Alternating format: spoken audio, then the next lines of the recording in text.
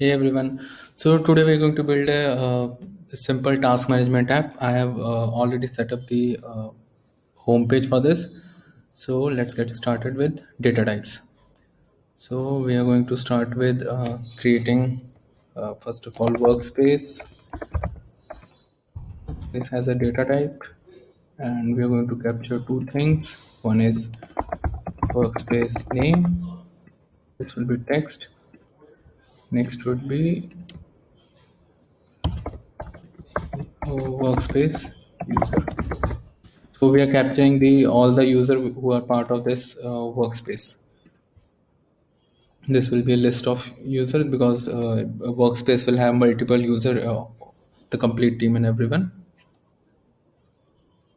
And then we're going to start with creating projects. So, yeah. So in this one, we're going to have two things. One is project name. This will be text, and this project workspace. So to store it as which workspace this project belongs to. So we are going to capture it as workspace. Then we're going to also have so after creating projects, so project would be like creating projects for marketing team, for product team, for sales team. So every team can create different project, and inside those project there will be different sections like current week task, or next week task, or next month task, or things like that. And inside those section there will be tasks. So we are going to start with section now. Section, and we are going to capture two things again. Section name, this will be text, and next would be section project. So we are again capturing which project does this section belongs to. So we're going to say okay, this will be kind of project. Now after creating, now we have workspace. So like it user or an admin can create a workspace for their team, for their company.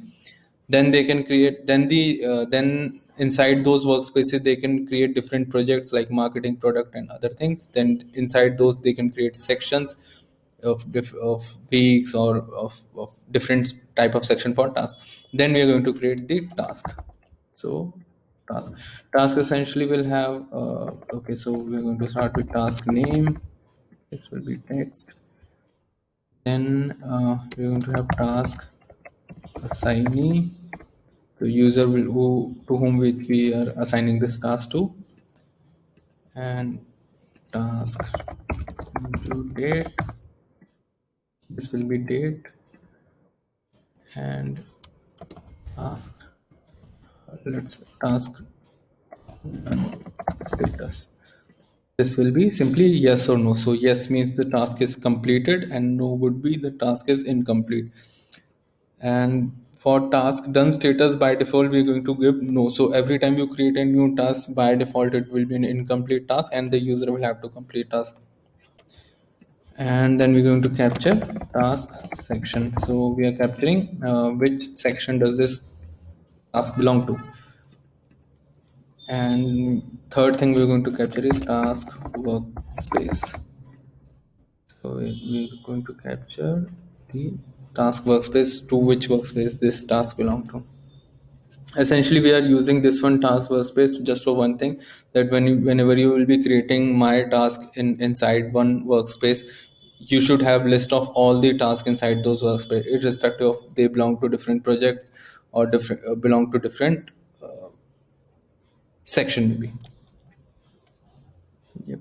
So yeah. Why not, let's have another one as task.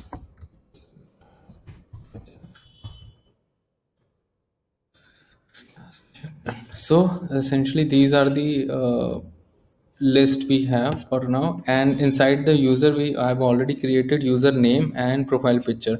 So username is text, and profile picture is an image they can upload while signing up, or after, like from their profile.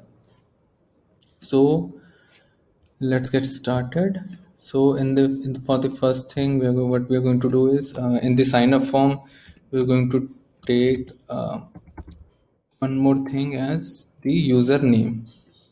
So this should be text, and it should be name.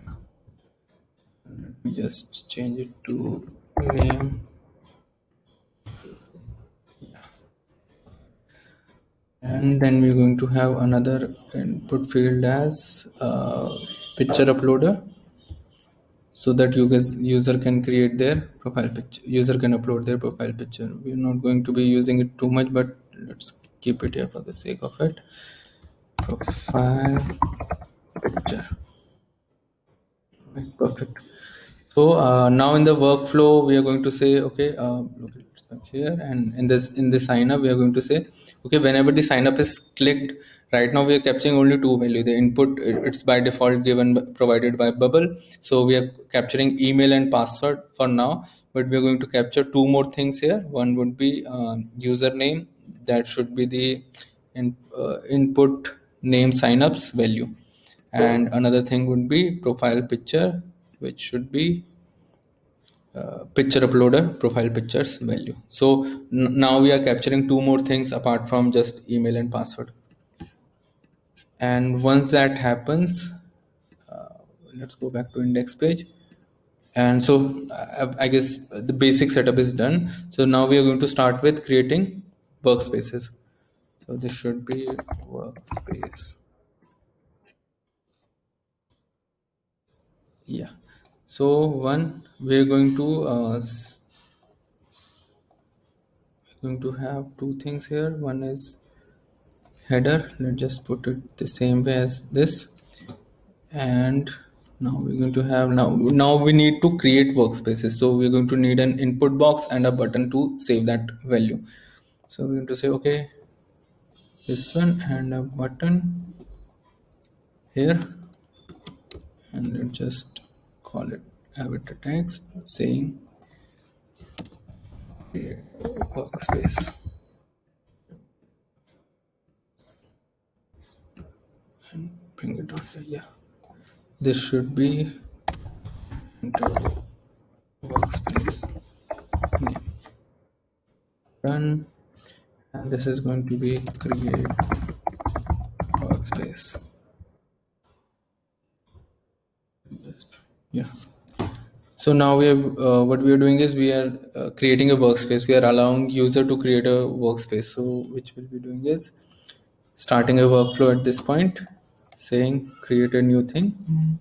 What it needs to be created is workspace, and how to set value. So the workspace name should be enter input workspace names value. And we're going to add another thing is the workspace user. So at current point we can add user into the workspace, and later on any new user signups or logs in, they can search for a workspace and join that workspace. So again we are going to add that user into the workspace user. Since it's a list of users, so one workspace will have multiple users, as it, like, the complete team or multiple users. So we're going to add the current user. Yeah. So now let's test it out. Let's also go back to index page and review so that we can sign up.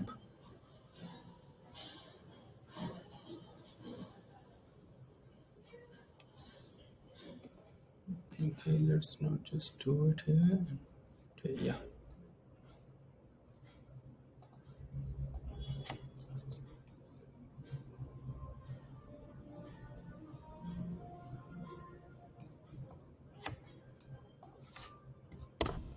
Test, test, test.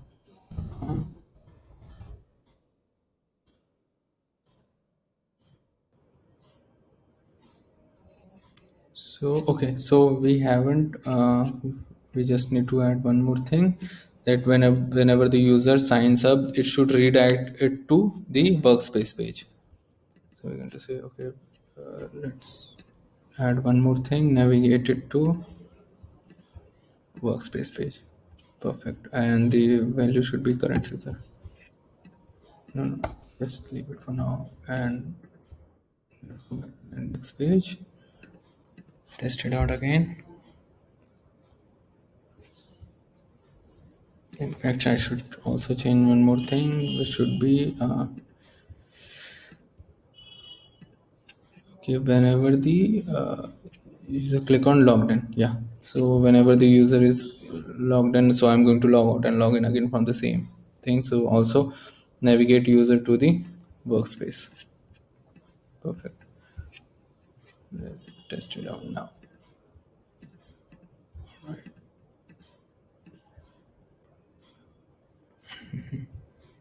Just log out.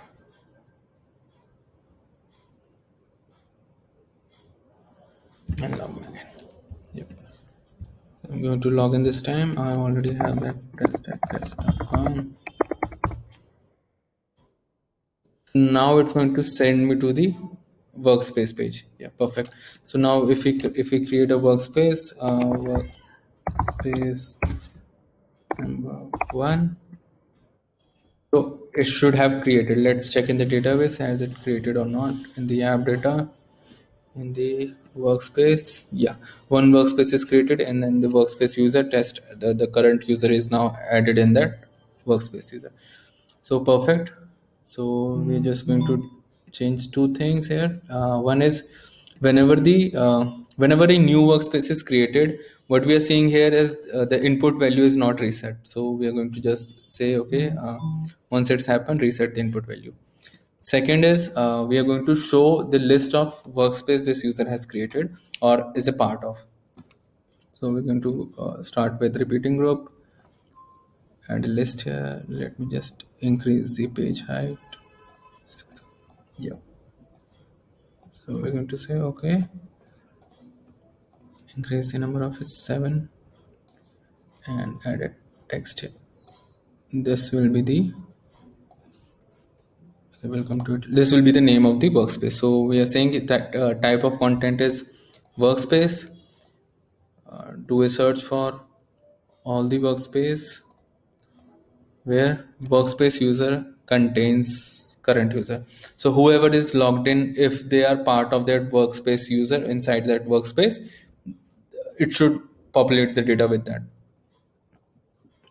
And this should be insert dynamic data. This should be the current workspace name. So it will show the workspace name here. Let's just preview this. All right, so perfect. Now we have workspace number one, and if I create one more workspace number two, perfect. Now we what we essentially want is to redirect user when they click on this workspace name to an application where they can create projects, section, task, and everything. So that like complete application. So what we're going to do is create a new page. This will be our core application. Hit this one. All right, just increase the height of this page, and let me also increase the width of this. We should have like bigger space to work on. Yeah, perfect. So in this one, first I'm going to create a browse workspace button so that we can go back and switch between workspaces if we wish to. So we're going to say okay, this will be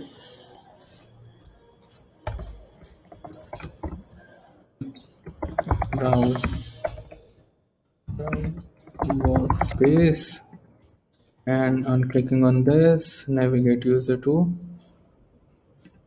go to page workspaces, sending the current user as a data. No, don't send anything. You already have the current user data set it there, and the current page should be a type of content as workspace. So this is the complete workspace. And if we go back to the workspace, when we are creating a workflow here, so we want user when click on this, it triggers a workflow to send them to the application. So what we're going to say, okay, navigate them to application and send the current cell workspace as a data to the application page, so that the application page will know what kind of data I want. It needs to search from the database, so it will always be the current workspace, the selected workspace, you can say. All right. So now we're going to create projects inside this workspace. So we're saying first include and add it as a heading. This will be projects, and we're going to have another input box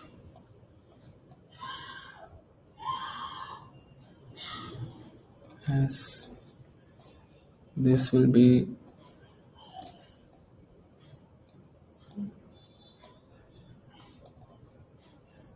the enter project name,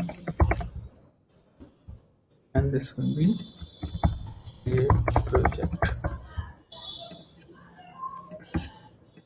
So this should create the project inside this workspace, and we are going to have repeating group here saying type of content is project. Do a search for all the projects where the project workspace equals to current page workspace. Perfect. And let's just increase the number of rows 8, just give it 7, and add a text here. So this will be the name of the project, and so we are going to have a dynamic content here. This will be current sales project name. Perfect. So yeah, it's done. Let's test it out.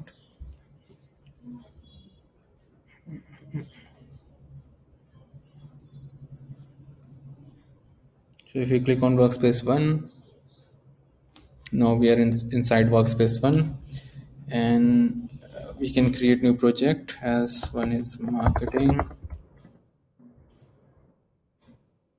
I'm not sure if we have triggered the workflow here. Oops, we did, sorry. So we're going to create new things, type as project, and project name should be the input value of project name's value, and project workspace should be the current page workspace. Also, we're going to reset the input value. So reset the input value. Perfect. And yeah, I'm also going to like while just doing it, I also realize it should be, it will be good if we have a workspace name on the top, so we'll always know which workspace we're into. So I'm going to add text here, and this will be the dynamic data of current page workspace name, so you will always know which workspace you're into. So yeah, so now we're going to preview it. Perfect. Right now it's showing lorem ipsum because it doesn't have the data of which workspace you're into, because it always retrieves the data from whenever we select a workspace. So we're just going to go back and select a workspace there, and then we'll have the workspace name here. Perfect. Workspace name, and we're just going to create marketing as our first project. Perfect. Is now is part of the list. Next one we're going to create product, and it's here. Perfect. So now we are done with workspaces, we are done with projects. What we want is whenever the user clicks on this marketing or product, or essentially means clicking on a project name, it should show the list of section and task on the right hand side of our screen. So what we are going to do is